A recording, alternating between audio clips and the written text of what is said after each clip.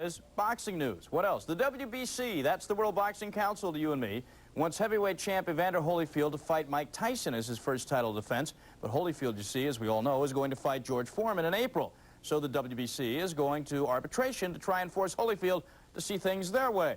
If the WBC wins the arbitration and Holyfield fights Foreman instead of Tyson, then he would be stripped of the WBC title. If that is the case, the WBC belt would go to the winner of the Tyson-Razor Ruddock fight, March 18th. A punch thrown by Razor Ruddock knocked out Bone Crusher Smith for 7 minutes. Mike Tyson couldn't even knock Smith down.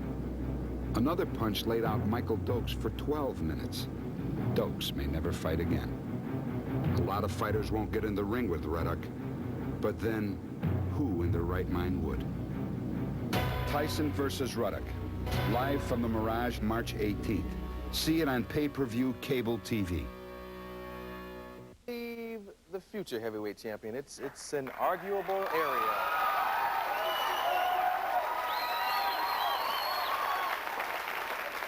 On March 18th, he's fighting Donovan Razor Ruddock in Las Vegas. Here's a taste of what this man does when he goes to work.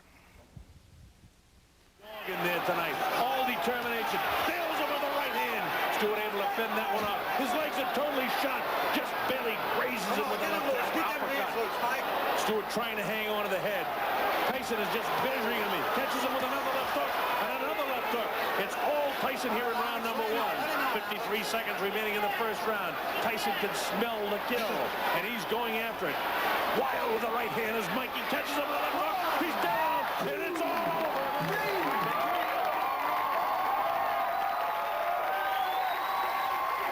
Iron Mike Tyson.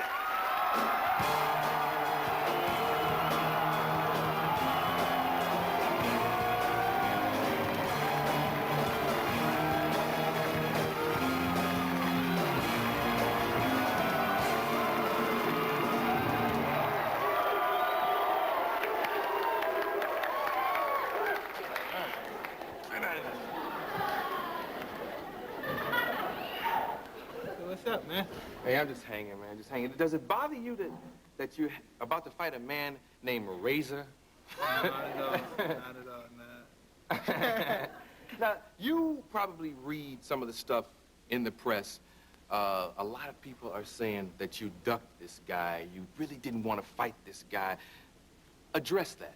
Yeah, I mean, that's silly. You know what I mean? Picture me not wanting to fight some human being. The fact of it was I was sick, you know what I mean? And I was sick. And regardless of the fact if I could afford him or not, of my condition, you know what I mean, I wasn't 100%.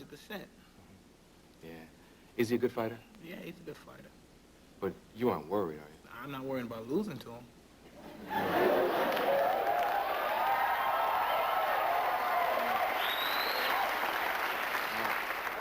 A guy like Razor Ruddock, how do you approach that kind of fight?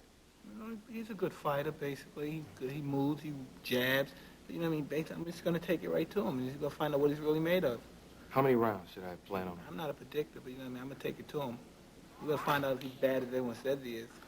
Yeah. Yeah. You study the game. You watch films and videos and stuff of the past fighters? Yeah, I know a little about the game. Yeah. Now, when you look at old stuff, what do you look at?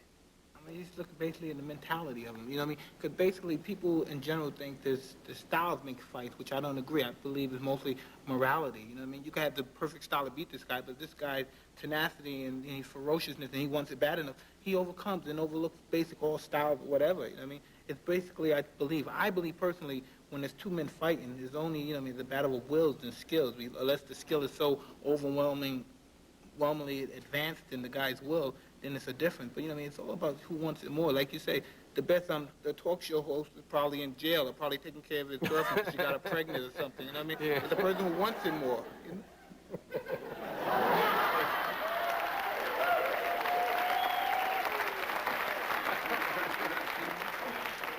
There's a guy named Ice Pick Carson who could wear me out somewhere, you know? But he's in jail, you know? The night Buster Douglas fought and lost, where were you? I was training for a fight as well. Did you watch it? Yeah, I watched the fight. And what were you thinking while you were watching him out of shape, ill-prepared, on the canvas? I was saying, basically, you know, in a situation like that, more or less you run into situations, you run into comedians. You, for example, one night Stop they using get me up. in this, No, man. Leave me out of this. You can relate to it better when I Okay, use you. okay. I'm sure you've seen a comedian for one night. He rose to the occasion. He was humble. You talk about God. Then every time you see him after that, he's a dud. What happened? He used the same lines every...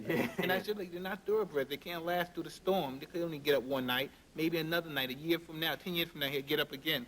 But, you know what I mean, those guys don't last long. They get a big bubble and they get a nut and they score. But other than that, you know what I mean, the only thing that matters is longevity. You know what I mean, people, there's been people with talk shows, you know, people that we know, I don't want to mention their names, I don't want, they host a show for a little while, then boom, canceled. Yeah. They're not around no more. Just like fighters, they bubble bust. Yeah. Are you angry at yourself for letting that happen, the situation with Buster Douglas? I'm not angry at myself. I'm angry because I didn't allow myself to be in that position. You know what I mean? Of believing, you know, because you write your own press clippings. You write yourself that you write, well, maybe I am invincible. You know what I mean? Then you slack when you take your skills for granted, perhaps. You know what I mean? But, you know what I mean?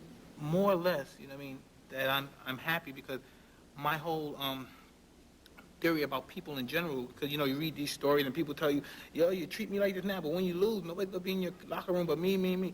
But it wasn't like that. When I went to that situation, around 30,000 people were at the airport. They came, and I was like, oh, I didn't want to see them. I was like, God, get away. People would call, and I found out a lot about myself in a situation like that. People would call just to see how I was doing. You know, nobody was calling and asking, oh, I got bad bills. Can you help me pay my bills, turn my lights on, or something crazy like that? They called, I'm caring and concerned, and me feeling that way because I never was in that position before. So at that level, so I would never talk to people. You know what I mean? Because I used to want the pity. You know, you walk it like you talk it. Regardless, if you fall in your butt, you just get back up. Yeah, your no mistake. man should be pitied.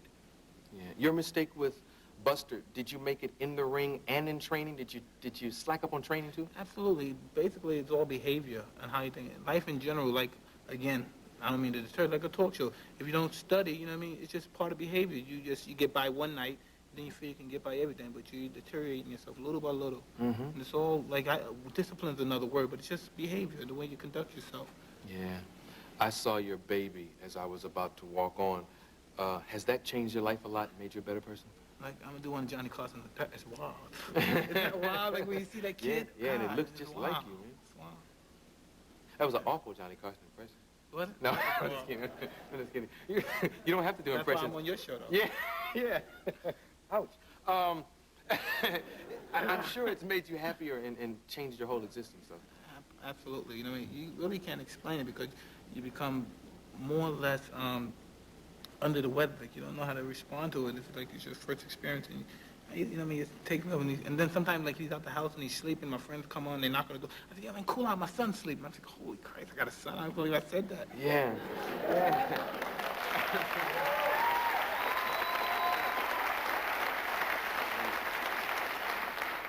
You named the baby after someone very special. Yeah, I did because it was a lot more than just him teaching me how to fight and just throw a punch.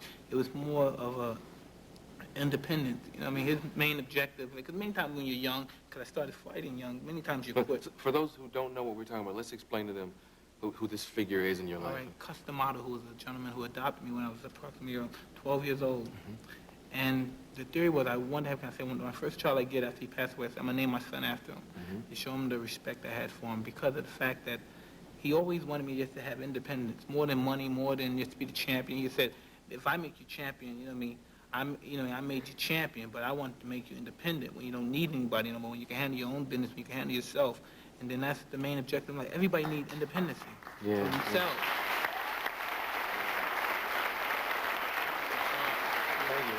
Thank you. We'll take a little commercial. We'll come back and talk some more. Yeah, we'll talk some more.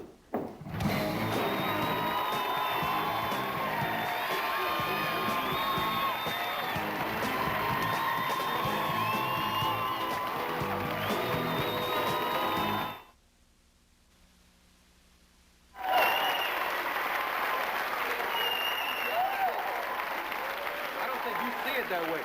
We were just here talking about Mike Tyson as a father. That would make you study, wouldn't it? Are you a tough father? Yeah, I was a tough father. Wow. But, see, it's good you have a little boy. But you'll probably have a girl one day. You want a girl? You know, I don't want no more kids.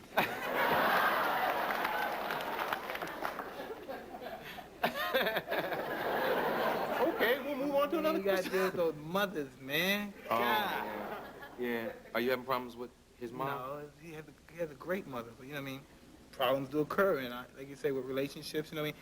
It's just difficult. I'm good to have as a companion or something, you know what I mean? But as far as like a relationship as a boyfriend, husband, I'm not cut out, you know what I mean? You should just be my companion. We just hang out a lot and go places and let me be nice to you, and let me go where I gotta go.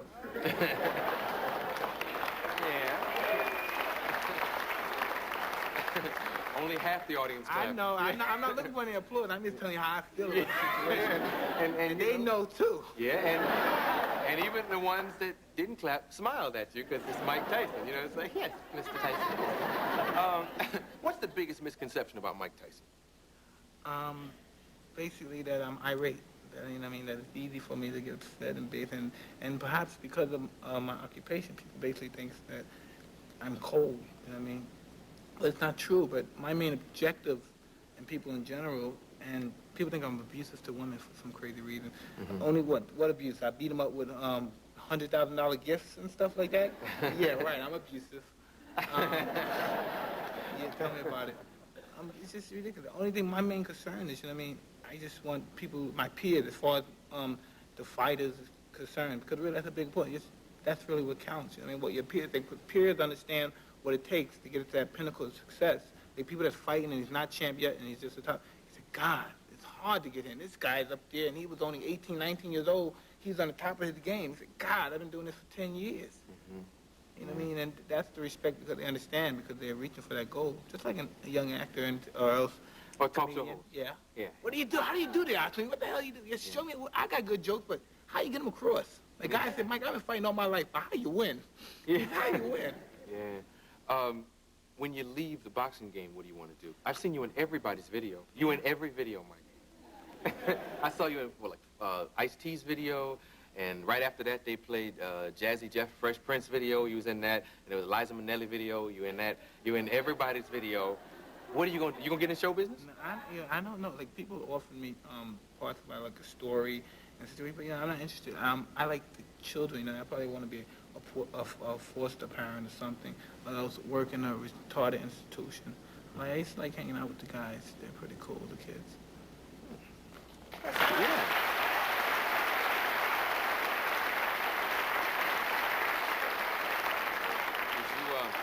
Would you like to take young fighters and teach them the things that Cuss used to teach you?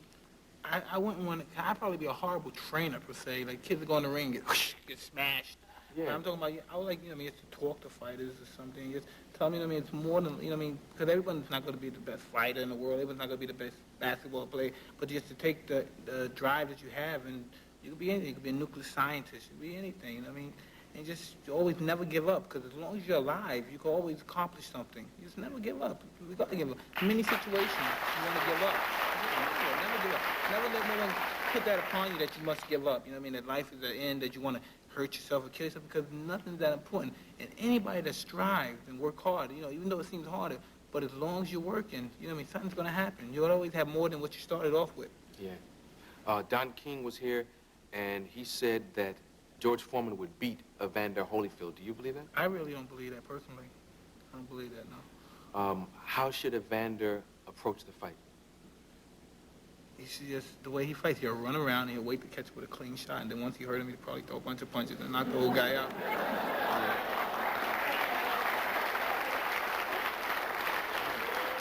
But then again, I've been wrong many times on fights. I've been more wrong. When is the last time you were wrong? The last fight I picked was Sugar Ray Leonard. Oh, with Mr. Norris.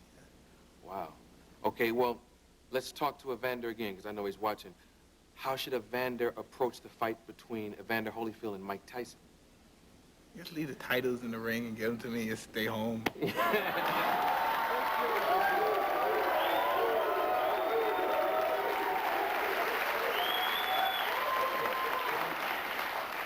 Come on, it won't be that easy. Yeah, I'm not saying, but you know what I mean? It wouldn't be a win for him. And I respect Evander. I respect him also because it's a great Christian belief. But, you know what I mean, this is our business, and unfortunately it's the hurt business. So, you know what I mean, a business like this, people say you're cold and oblivious to people's feelings. It's not true. It's just that, you know what I mean, you have to be very unemotional. You just have to be unemotional. You know me very well. I'm no barbaric maniac, but, you know, just... You give $100,000 gifts. Hey, I could be a sucker. No. You never know. No, I think No. you've just, like any other man, been in love. Many of times. Yeah. Yeah. And you shop too quick. I told you that. You got to wait just a little bit. You told me to shop around, right? I was shopping around. But I didn't say for her. I said for you, shop around, you know. No, you're just a very generous man. But so how are you going to fight Evander? When you come into the ring, what's going to be on your mind? And basically, the way I fight is to take it to him. I just want, you know what I mean, basically, you know what I mean, I just oppose my will upon somebody. You know what I mean, if you win, you know what I mean, you just got to see you be a better man, which I doubt. But I just want to strive on it. I want to win, you know what I mean? People like my friends, like, you know what I mean, back home, they just don't understand it. Like, we're all young, we hang out, and we like to go to clubs, you know what I mean, act crazy. But, you know, you don't understand, I'm a very serious individual when it comes to my job. Like, they'll probably go home and they go to work or do whatever else. They're rich kids and they're spoiled brat. But I'm a very serious individual. And the last time you lost your serious attitude towards your work, something bad happened. So you probably really learned a lesson. Grabbing for my mouthpiece. Yeah. When you watch that moment, what do you think about? Do you watch that fight? Yeah. Hey, just a learning experience. I don't take it personal. Yeah. I gotta watch it. You know what I mean? You can't take it. Once you take something personal and you get involved emotionally, you can no longer perform on the high level that you normally perform because you're involved with the situation. There's some guys that never, like if you're mad, you could be 100 pounds and you could see guys like Kareem Abdul-Jabbar and those guys. The little guy, he'll get mad, so he's emotional, he's mad, so he'll fight him. He don't care. But if you're in a ring with somebody and this guy never did anything to you, how do you fight this guy? Yeah. You know what I mean? You can't. And suppose all of a sudden now, oh, I'm mad, I'm gonna get him. You're already in a fight, so what? You're mad. What are you gonna do? You're already in a fight.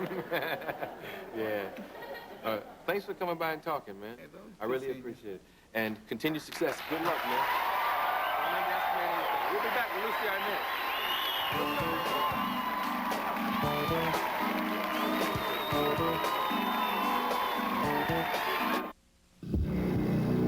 Ruddock.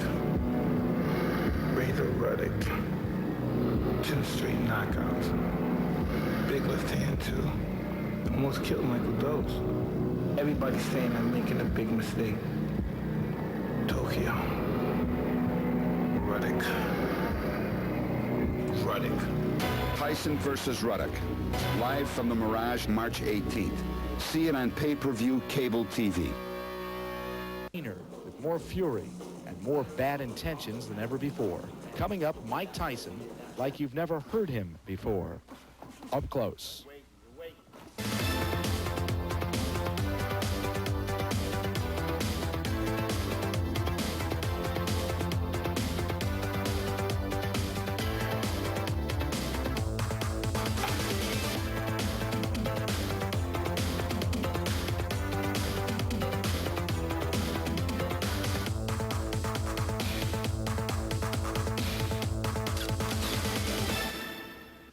When he was 10 years old, he was small for his age.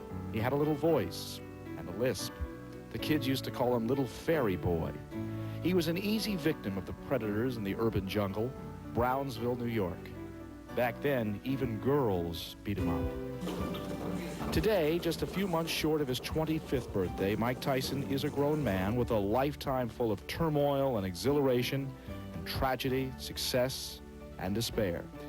He is 39-1, 35 knockouts. The only blemish on his record, the astounding defeat at the hands of Buster Douglas. He'll likely never get to avenge. But Mike Tyson wants more than the title now. Like Lewis and Leonard before him, he wants to overcome his first defeat with a terrifying, convincing performance. Might it come a week from today when Tyson steps into the ring with a much bigger fighter named Donovan Razor Ruddock? A fighter some insiders claim Tyson tried to duck before the Douglas fight. Today, we'll talk to the unknown commodity, as some have labeled him, Mike Tyson, about humility, about bad taste, alibis, the critics, and the realities of racism. With the #1 contender in the heavyweight division, Michael Gerard Tyson, up close. Let's take a quote from Bishop Sheen, who said of humility, The world says that at this moment, the moment of humility, a man is at his worst. But actually, in the moment of humility, a man is at his best. Man is at his worst if he falls into despair, but he is at his best if he is humbled. Do you feel you are better for having been humbled with Buster Douglas? You know, it's funny that you say that because some people say, well, you're different now. It's better. It's good now. You have more humility in your life. And I say, well, you know what I mean? No one ass whooping is just going to, you know what I mean, give me humility. You know what I mean? Just, you know what I mean, that happened. You know what I mean? I'm still the same person, basically. You know what I mean? It's just that you took it in a perspective. You know what I mean? And when things like that happen, you change your behavior because you believe that to be in an awkward position is because of your behavior, your constant behavior, and they caught up with you. Well, you know boxing history. Sugar Ray Leonard, Joe Louis, they all came back strong from their first defeat. But Joe Frazier, Sonny Liston, George Foreman did not. They were the big punchers. Do you feel that because of a loss, you can even subconsciously become a little more tentative because you are no longer invincible? Not at all. You know what I mean? I believe that's all frame of mind. You know what I mean? Basically, life in general is just frame of mind. You know what I mean? Nothing is worse as the imagination makes it. Nothing. Nothing is worse. The individual in front of you, anyone in general, life in general, even dying. I believe, you know, your imagination make it worse than it really is. It's part of that fear issue we talked about so many years ago.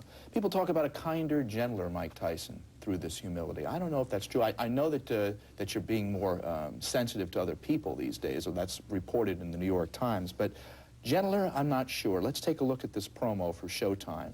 I don't know if this is the kinder, gentler Mike Tyson we've heard or read about. Take a look and listen. March 18th, Mike Tyson, Razor Ruddock. Razor Ruddock died. If he doesn't die, it doesn't count. If he's not dead, it doesn't count.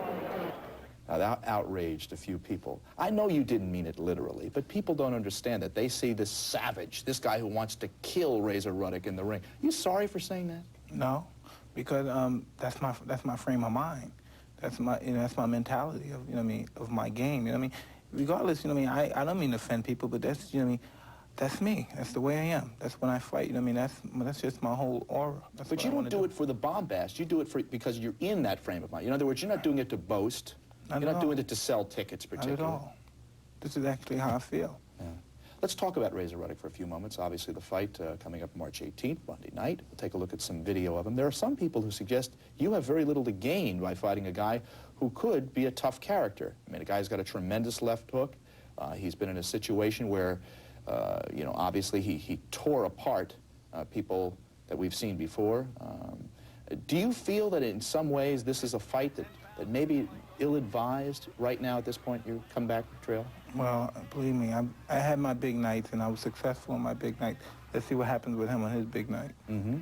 You are wary of the left hook, are you not? Yeah, I'm not at all. I'm never. Dokes was the guy I was trying to think of, by the way. There he is. He almost killed Dokes. Talk about dying. Well, look at Michael Dokes' position. I know by any chance you don't think Michael Dokes is a better fighter now than when he was champion by any chance.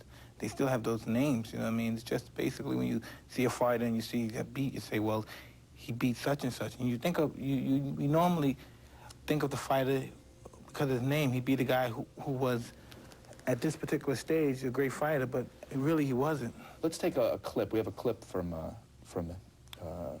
Razor Ruddock talking about you and talking about the upcoming. Now, obviously, a lot of these guys are trying to sell tickets as well, trying to say things to stir it up a little bit, but he said some fairly unkind things about you and about the fight, and how he has no fear of you. Here's Razor Ruddock.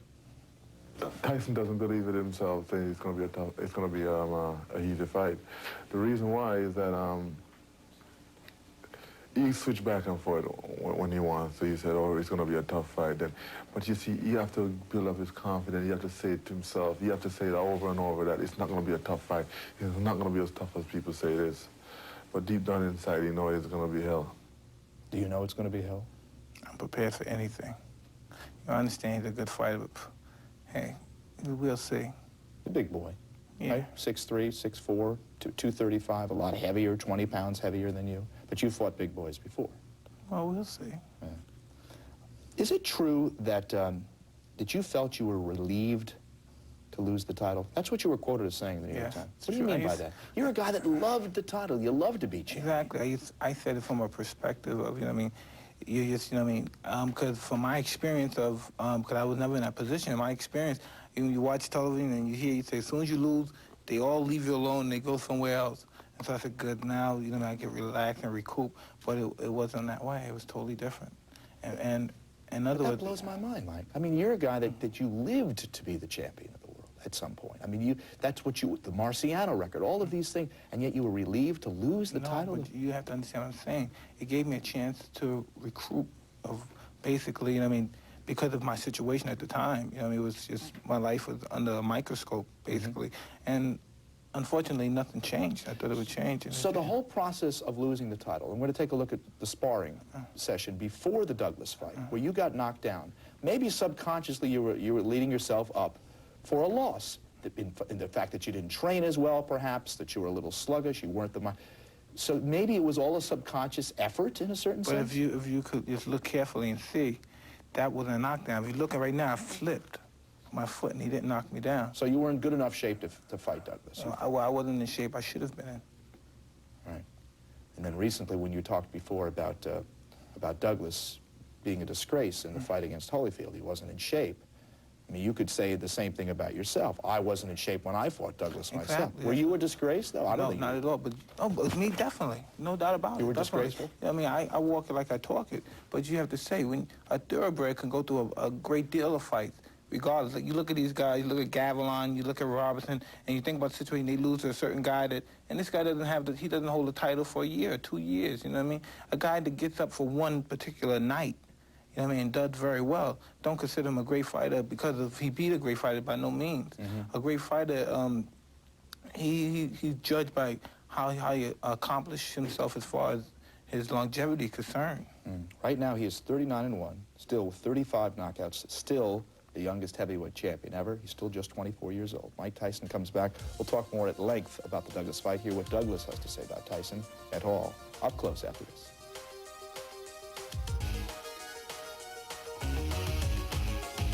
Well, it's still the only blight on the career of Mike Tyson, the loss to Buster Douglas in Tokyo. We're going to listen to what Douglas had to say immediately in the euphoria after having beaten you when he was on our program. Let's look and listen to Buster Douglas. I was in control of the fight. You know, I felt I was in control. I was doing the things that I wanted to do, and that was just be first and beat him to the punch and hit him often. You know, the main thing I was trying to do was hit Mike, because I felt that, you know, no one hit him. When they did hit him, they would just sit back and just be in awe, like they didn't really upset him. You know, they would get tense. But my whole point was just to continue to hit Mike. I mean, show him that he was in there fighting a man. And I know he didn't respect me, you know, and I was going in there to get that respect and to whoop him like I did. If you could do it over again, obviously your technique would be different. You didn't bob and weave, you didn't move too much, or straight up target. What else would you have done differently? Would you have taken a little... Stopped him. He wouldn't have got up. It wouldn't have went that long. Let's discuss the criticism of you guys, meaning you and Don and your camp, after the fight. First, you guys tried to overturn the loss to Douglas. That's within your rights, certainly. Then you demand a rematch. Then you demand to fight the Holyfield-Douglas winner.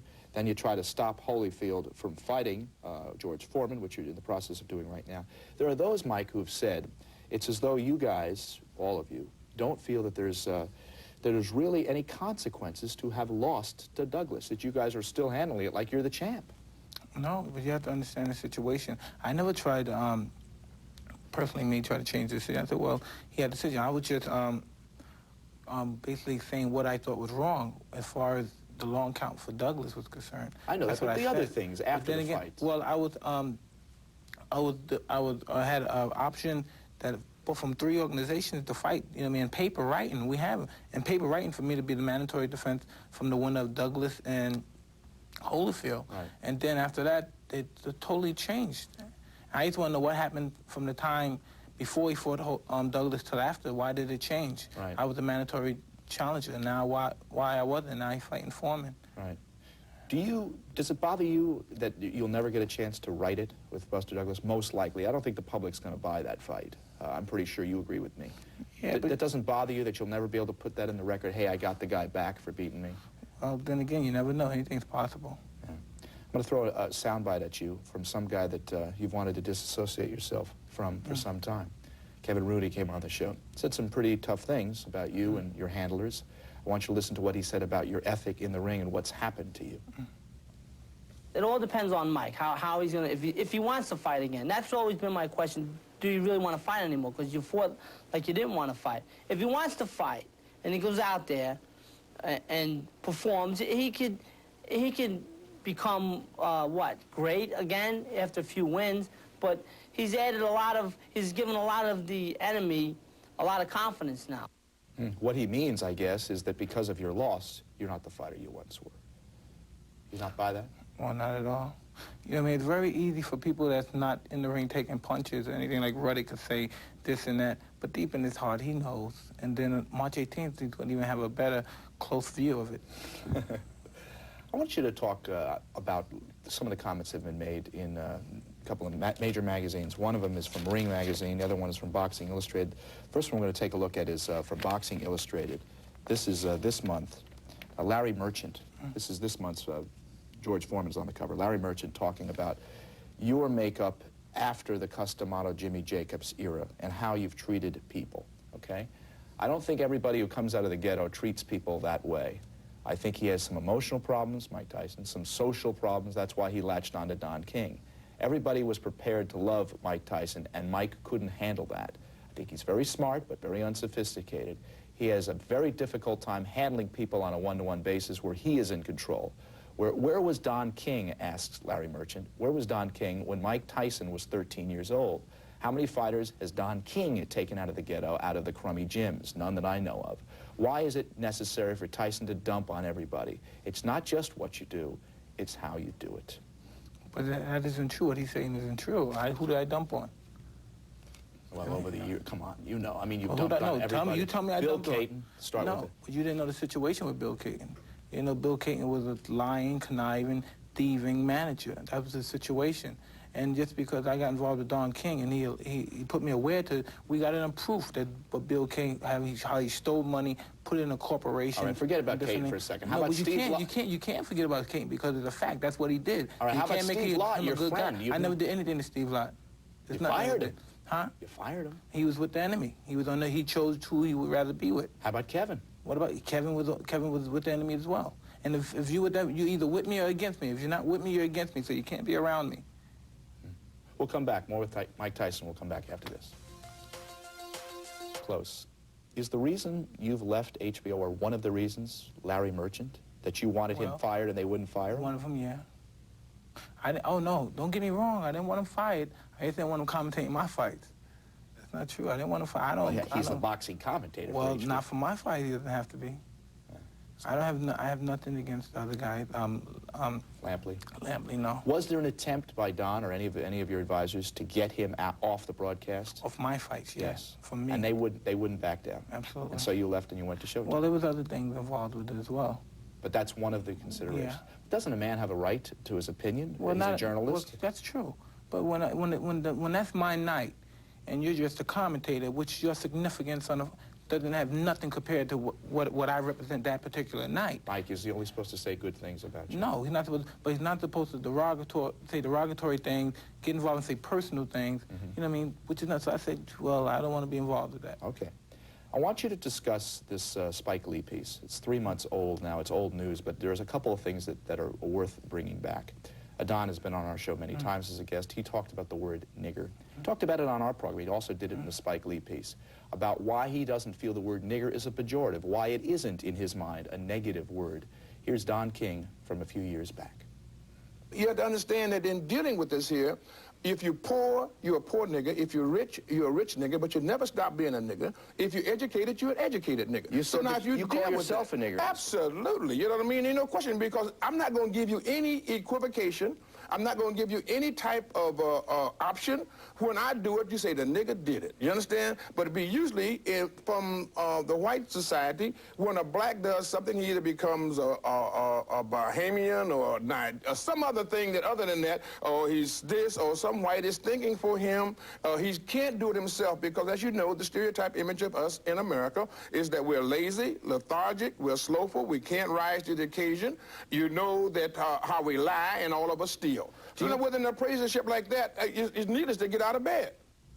I think he's trying to paint a pretty broad picture, Mike. That No, not at all. But he's basically saying, mostly when you represent the word nigger with something is always derogatory, you know, negative. And he's saying from everything that he accomplished, you know what I mean, he calls himself a nigger, there's no way you could say the word nigger is associated with all the bad and negative things you say, because everything he did was positive to you don't call pinnacle. yourself a nigger, do you? Hey, can I tell you something? I use it from a totally different perspective as Don does. You know what I mean? I say it's because all my friends, we out here, we always talking, we're macking from my background, and we always use the word. And I don't understand why, I won't say you per se, but I don't understand why when you use that word in front of white society, they get upset. They gave us the name, and now they get upset when we say it.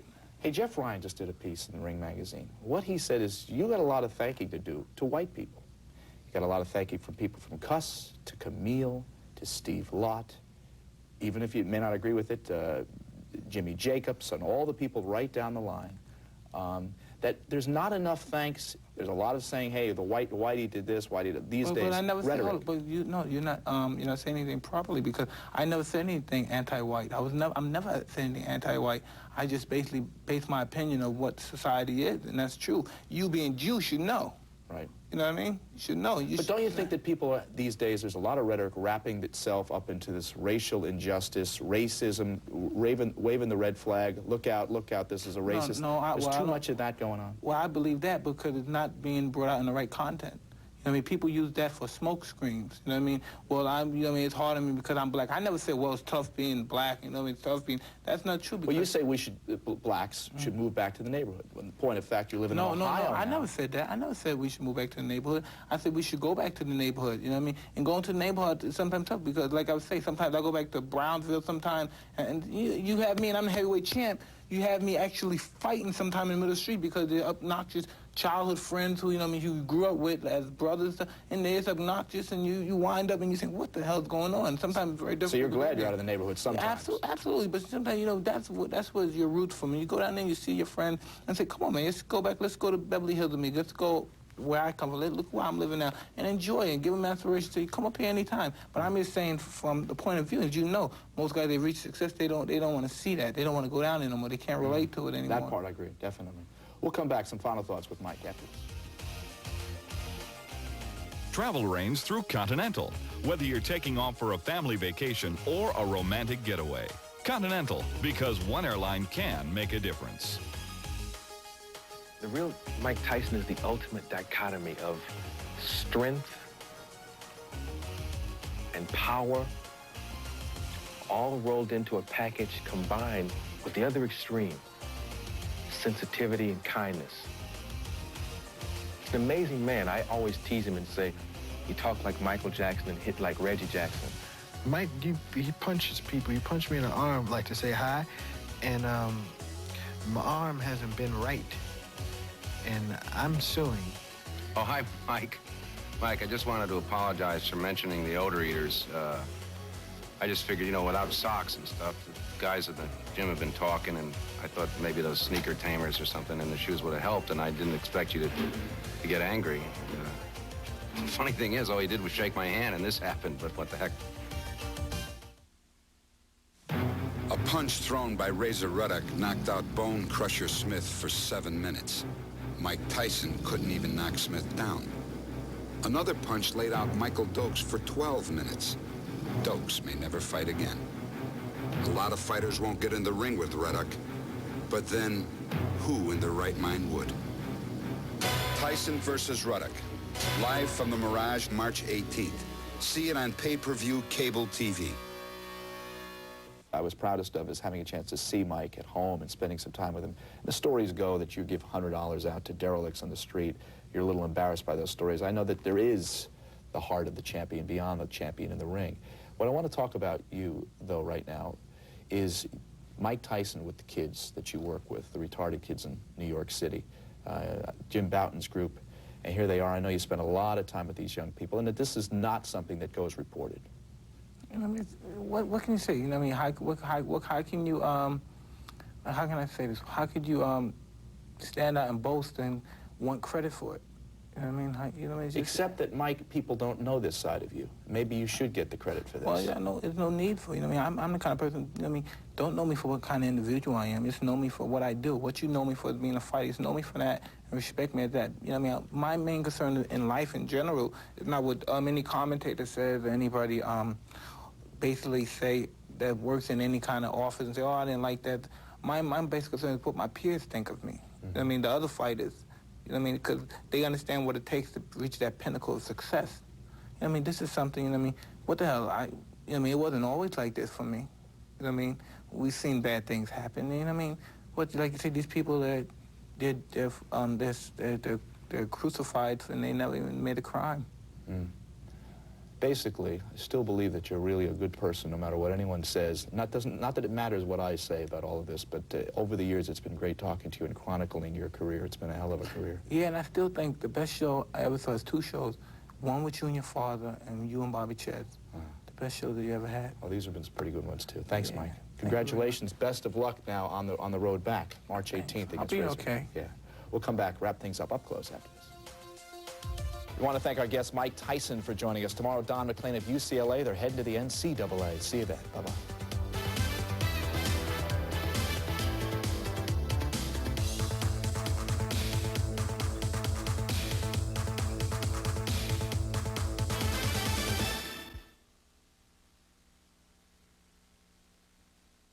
Desert. Tyson is sharpening his skills, looking to make Razor Ruddock another punching bag. Welcome back to SportsCenter. Iron Mike and the Razor. Tyson against Ruddock. Monday night in Las Vegas. Not only are these heavy-hitting heavyweights ready to duke it out in the desert, you can count on the other givens at such a scene. The man with the hair and our man with the beard. Here's Charlie Steiner. Thank you and welcome back to the Mirage in Las Vegas, where the final news conference took place today. It was a good news, bad news proposition. The good news was Don King had laryngitis. You have to indulge me a little bit because my voice is going. I've been talking so much. I know you would love that. The bad news was it didn't stop Don King and his co-promoter Murad Muhammad from talking. And talking. And talking. Transfer his right to make a decision, his right to make a decision. I thought it was never going to end. The only real question of the day was the lack of sparring recently by Razor Ruddock. Was it a hand injury? Was it a matter of peaking too soon? What exactly was it? We did a lot of sparring in Miami and Fort Lauderdale. We have close to 100 rounds of sparring. So when we came into Vegas, we were already prepared. So, you know, we are the one that training and we are the one that run the camp. And a lot of reporters, they're not trainers, they're reporters. As usual, Mike Tyson didn't have much to say at this affair. As usual, he lets his fists do the talking. Well, there's not much I can say. I'm just in great shape and I'm prepared to fight. And he made his opinion what he's going to do. I have totally different. And come, because I'm sure you'll like this, because I'm going to like this very much. Thank you. Which is why Mike Tyson is listed a 5-to-1 favorite to beat Donovan Razor Ruddock on Monday night here at the Mirage. A reminder, tomorrow night on our 11 o'clock Eastern Time edition of SportsCenter, our Sunday night conversation is with Mike Tyson. And there he speaks a whole lot more than he did today. For now, I'm Charlie Steiner at the Mirage in Las Vegas. Let's go back to SportsCenter. All right, Charles, thank you very much. And not only will that be Sunday night, also on Sunday Sports Day. So here Mike Tyson, as he said, you hear him like you've never heard him before, both in the morning and the evening here on ESPN. Round-by-round updates Monday night during the NAIA Championship game. And after the fight at SportsCenter, Charles will have both Evander Holyfield and George Foreman live. So telescopic coverage. We're out there on the Tyson-Ruddock fight. Tommy? Mike Tyson and Razor Ruddock get it on for what effectively is a heavyweight elimination tournament. The winner will get a piece of either George Foreman or Evander Holyfield, more than likely sometime later in the year. One thing about Mike Tyson, who continues to be one of the most compelling personalities in all of sports, he is one intimidating character. Every fighter who goes in against Mike Tyson says he can beat him. Suddenly, though, come fight night, as he enters the ring, the eyeballs kind of enlarge, and so does the Adam's apple, and the knees begin to quiver. Mike Tyson is an intimidator.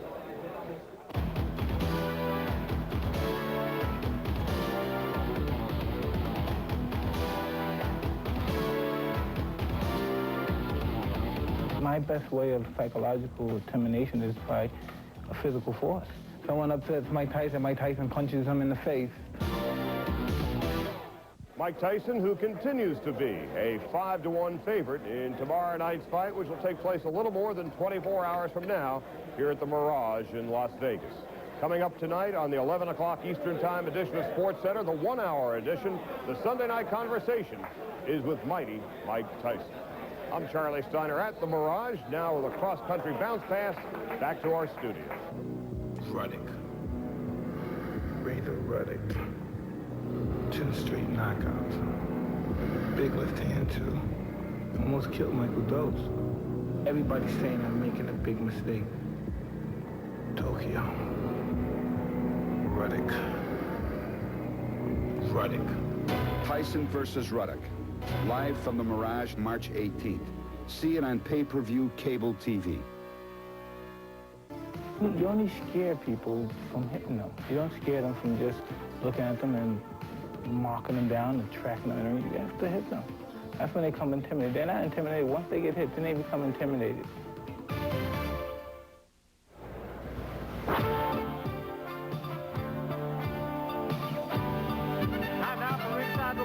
Our weekly magazine of boxing news, brought to you tonight by Ace Hardware Corporation. Ace is the place. And welcome back to Bally's. We are joined now by Charlie Steiner, who, of course, you all know from ESPN Sports Center, and a man on the scene at all the big fights. Speaking of which, Charlie, where do you put this Tyson-Ruddock fight amongst all the great fights? Are people really excited about this event? I think they made a tactical blunder in planning the fight in the middle of the NCAA tournament. So there is some excitement being generated in town now, Barry, but it's a last-minute thing because all weekend long, all we've been seeing on television, the NCAAs, that's all we read about in the newspapers. Tomorrow is going to be fight day and fight night. Whether or not that's going to make it a great event certainly has not had the build-up of some of the others. Well, if anything is going to make it a great event, it probably won't be a weigh-in. But they had one today. They have to have one. And it was kind of interesting to see the condition that Mike Tyson and Razor Ruddock came into for this bout. Both men were in superb condition. Razor Ruddock was the first man to step on the scales today. He weighed in at precisely the place where he wanted to be, 228 pounds. You know, there was an awful lot of talk that he had not been sparring over the past 2 weeks, and the right hand was perhaps injured. He told me after the weigh-in, would you like to try the right hand? I said, well, thank you. But he's actually in terrific shape, and he appeared to be mentally very sharp and ready to go. Yeah, if fitness wins fights, then you might say Razor Ruddock has a real chance in this fight. And Mike Tyson, I'll tell you, I've seen him for a lot of fights, Charlie. He looks as good as I've ever seen him look. And also, again, psychologically, he seems to be so at ease now. And I think we've talked about it both on and off the air over the years, certainly over the past year at any rate. The best thing in the world that may have ever happened to Mike Tyson was losing to Buster Douglas, because now he knows he has to work for a living. He can't just show up, and he is in terrific shape at 217. You talk about his being loose, and I think any of you who watch Sports Center right after Top Rank Boxing Tonight are going to get a good idea as to just how loose he is. Charlie Steiner sat down, had a long talk with him. Here's just a part, Mike talking about intimidation. My best way of psychological intimidation is by a physical force. You know, I mean, of course, the guys, you can talk, but the only real reality is when you get hit. That's the only real reality there, once you get hit. I'm more motivated because it's Mike Tyson. I'm more motivated because he's one of a kind, and he's the only guy that can bring me to this level that he said he can beat me, and I know I can beat him. That's what I feel. And that's what gives me the motivation, to know that when he walks in the ring, it's going to be a war. All right, Charlie, you've been around this fight now for the better part of this last week. How do you see it?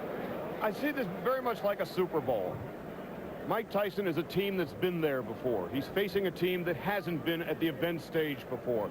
If Razor Ruddock can get through the first 3 rounds, it's going to be terrific. I'm not sure he can. Charlie, thanks for being with us. See you tomorrow And watch the interview. Outstanding interview with Mike Tyson. That's on SportsCenter right after Top Rank Boxing. If anybody cares about the Tyson-Ruddock fight, we care. Let's talk about it. How do you see it? Well, I think it's going to be a very intriguing matchup, and I think it's possible that for as long as it goes, Barry, it could be a pretty wild affair. I have a feeling that Ruddock may hit him with a left uppercut or left half hook uppercut and maybe get Mike Tyson's respect a little bit early in the bout. But Tyson will come and keep coming. And the big wild card is whether that Ruddock right hand is bothering him. Personally, I think it must be. They've sparred so little in the last couple of weeks, and I think that could hinder him. You know, I keep hearing things like, if Ruddock can do this and if Ruddock can do that. And when I hear things like that, those are buzzwords to me. Those say, we're trying to make a case, we're trying to sell this guy. Frankly, I really sort of think that this is kind of a mismatch. I think it's Mike Tyson, I think it's Mike Tyson early, and I think it's Mike Tyson convincingly. But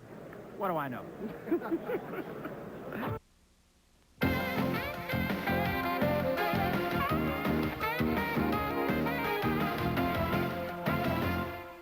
Hi, and welcome to the Mirage in Las Vegas. Charlie Steiner in the room in which 7 hours ago, Donovan Razor Ruddock and Mike Tyson weighed in for tomorrow night's fight, which will take place about 24 hours from right now. We'll tell you about our coverage for tomorrow night a little bit later.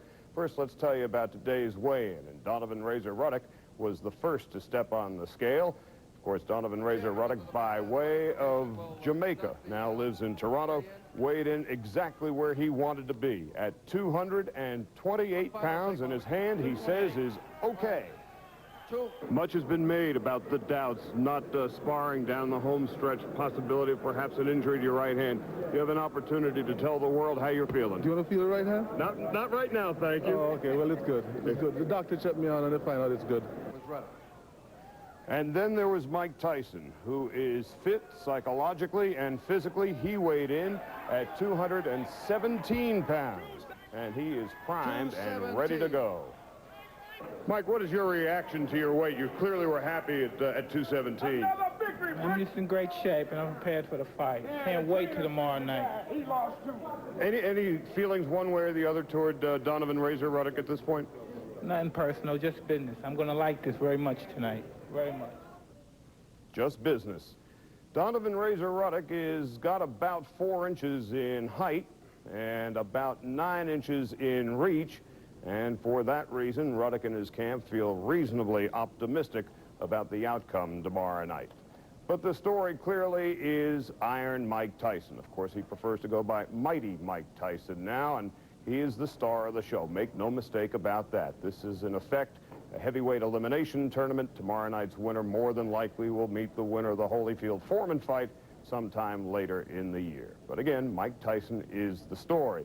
And one of the things that we have learned about Mike Tyson in recent weeks, he is new, he is improved, and he is certainly a more mature and relaxed man and fighter, perhaps more so than ever before, as we found out in our Sunday night conversation.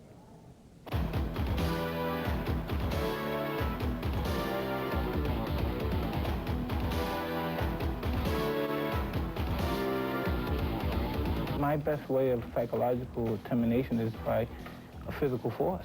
Someone upsets Mike Tyson punches him in the face.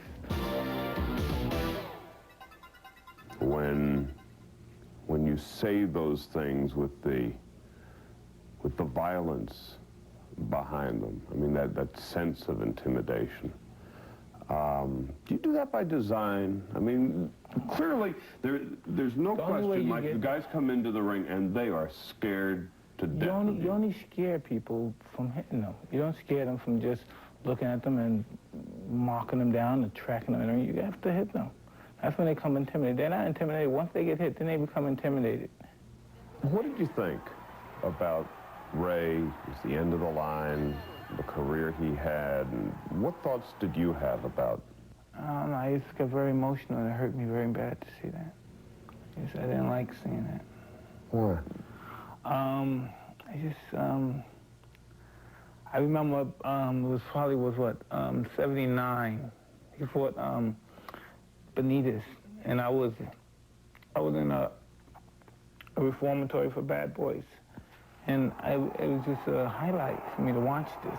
Like when I say I was 12 years old when he won a title, when he first won a title, and see, he was still champion. He's still a champion when I was champion. You admire the guy, and it hurts you when you see him go down, you see him get hit. Even though in a way, you guys are both fighters and you understand the game, you know, you feel the punches. You just do, because of the admiration. You just feel, I don't know, I can't explain it, really, to be honest. I can't explain it, but I just know I felt hurt, I felt the pain. Why are you out running 4:30, 5 o'clock in the morning and not later in the day? Or why do fighters do that? Because I don't want to do it. I mean, just the discipline yourself to do things that you don't want to do. I think I want to get up before and run. I want to get up, and sometimes I get up and run, I see guys, and I like to hang out. I see people in the car, they party, they came from partying and hanging out. I was like, wow. They're having fun in that car. You see a guy with his girl in the back, they got crazy. And I said, God, this guy's over there having fun, and I'm running.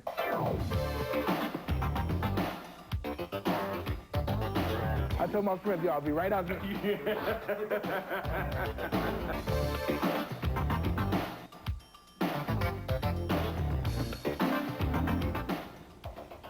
What makes the King-Tyson relationship click? I was in a bad situation in which he helped out, and I felt indebted to him. And then we got to know each other, and we were very good friends. So it's more than just a business relationship? Absolutely. Basically, he's just like anyone else. He's a father, he has children, he loves his grandkids, and he's happy. And he's happy his life's very successful, and he's done a lot for me financially, and helped me enhance a great deal of money, you know what I mean, which isn't a big issue, but it's helpful when you're living in this country. I wasn't the toughest kid in my neighborhood by far. A long line of a bunch of guys ahead of me. I never was an athlete as a child. I was never an athlete. I wasn't athletic. I didn't play any sports. Everybody wanted to play basketball and play softball on Sundays and stuff. I said, come on, man, let's get some money, man. Later for that. They don't want to play no sports. You played your own sport? Yeah. Our whole motto wasn't about how tough you were, how good you could fight. It was how much money you had in your pocket. That was our whole issue, you know. I mean, we wanted to look nice, dress nice. I mean, we were looking nice. We didn't want to fight anyway, but we had to fight because guys would get mad because we looked nice and try to take our stuff. But we didn't want to fight. We just wanted to look nice and be decent people. People wanted to talk well. People wanted to look nice. You know what I mean? 12 years ago, Mike Tyson was in a juvenile home. A half a life later, Tyson has several homes, including this condo in Las Vegas. He grew up wanting money and nice clothes. And now he's got them, too. There's always talk about Mike Tyson and all the money he's made. And when you hear and read that stuff, what do you think? Is that something that you just wish would go away? It was nobody's business, or? It really isn't no one's business. But what the hell? I mean, what can you do? You know what I mean? It's the hardest thing in the world to do is to count someone else's money. The only thing harder, I think, is counting your own. And that's not too hard. No.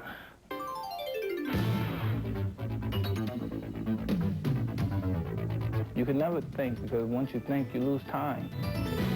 Now, what was the story behind the Rolls-Royce Corniche and the fact that you didn't like your Ferrari? Tell me the story. I mean, that's one of those stories you read in the papers and say, wow. That's blown out of proportion. This is what happened. Okay. I was riding a car which was a stick. It was a Ferrari, and it was a stick. And I was driving it fast, and I was driving it for a long time, perhaps 3 hours, and it started idling.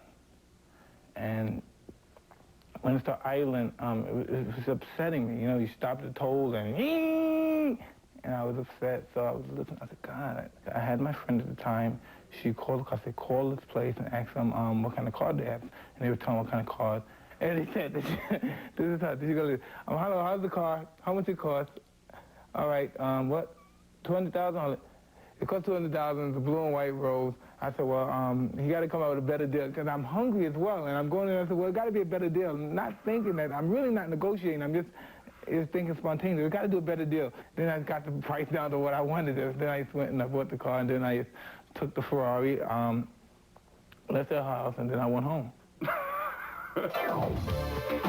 Yeah, I'm glad you told the story, because, you know, it's one of those that we had read in the papers and never really got a sense of. Because if you, it's from reading it, you think, oh, this guy's an idiot. What, he dropped a car, you leave this car here, and all right, I take this car, wow, like some dumb psychotic kid, wow, with cash, yeah, like Richie Rich, wow, look at this.